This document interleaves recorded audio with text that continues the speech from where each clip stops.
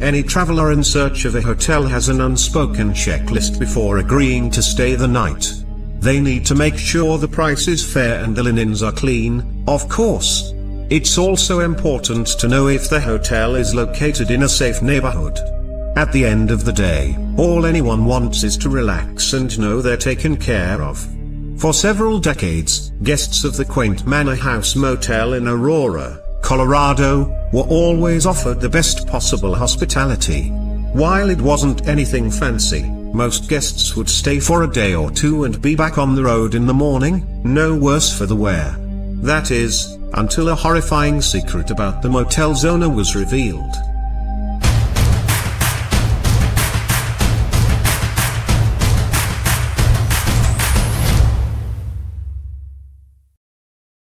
There are many things people want when staying at a hotel: a fair price, a safe space to lay their head, a clean room. These were all things Manor House Motel owner, Gerald Foos, guaranteed when guests stayed at his humble roadside lodge in Aurora, Colorado. But Foos had a dirty secret, and it wasn't revealed until 1980 when he penned a letter to author and reporter Gay Talese.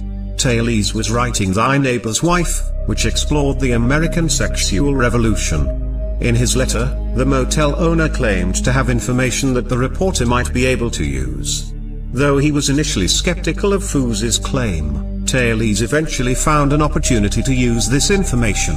In an article published years later, the dark secrets about the seemingly normal motel owner were revealed to the world. Following their first meeting, Foos allowed his story to be told, and it was a doozy. Though he seemed like an average guy, he was anything but, and Talese was sure to let his readers know. Talese was given his glimpse into this mystery after he first visited the Colorado motel. Foos invited him up to the motel's attic, which he called his laboratory. There, the reporter learned the details of the motel owner's sordid secrets. Foos was a voyeur, he told Talese, and he'd been spying on his guests since he'd opened the motel using fake vents he'd placed in the room ceilings. In one instance, the two men watched a couple on a ski trip engage in intercourse. I saw a naked couple spread out on the bed below, Talese later wrote in a story for the New York Times. The following morning, Foos presented Talese with a stack of yellow legal pads. These papers, he claimed, were essential to understanding exactly why he'd been spying on his guests for so many years. I would be up on the platform every night until dawn. It was quite tiring up there, Foos explained of his eerie secret. Then I would write as soon as I got down. I wanted to do it while it was fresh in my mind. And so the Voyeur's Journal, which contained 15 years worth of ill-begot notes, was written.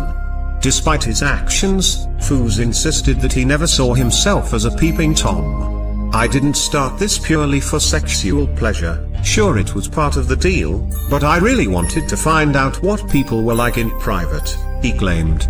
In these notes, which dated back to 1973, Foos had written an annual report he claimed attempted to identify social and cultural trends.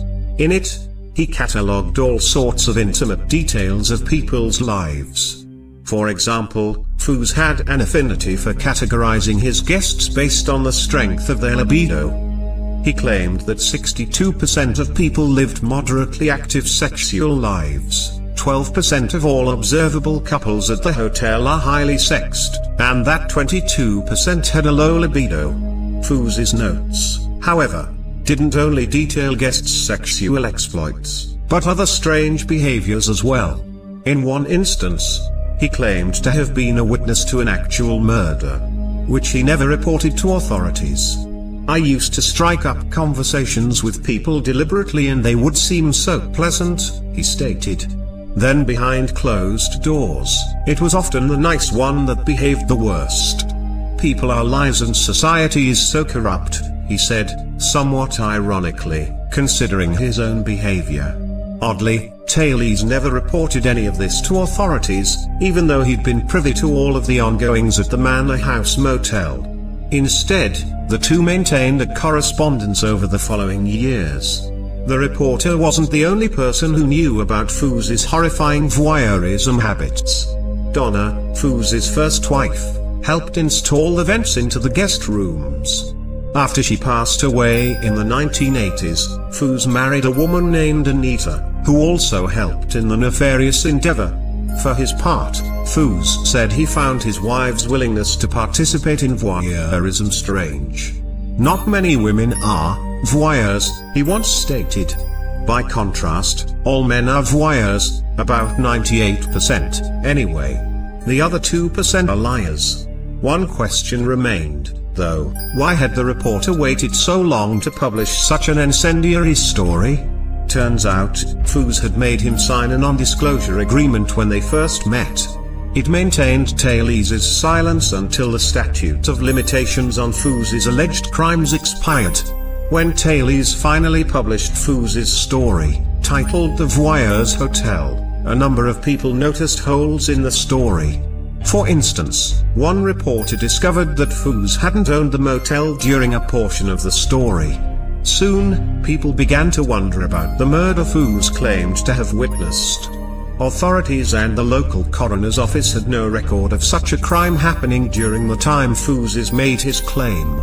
They also found it to be an odd thing to lie about, since Fooz could have been charged as an accessory to murder.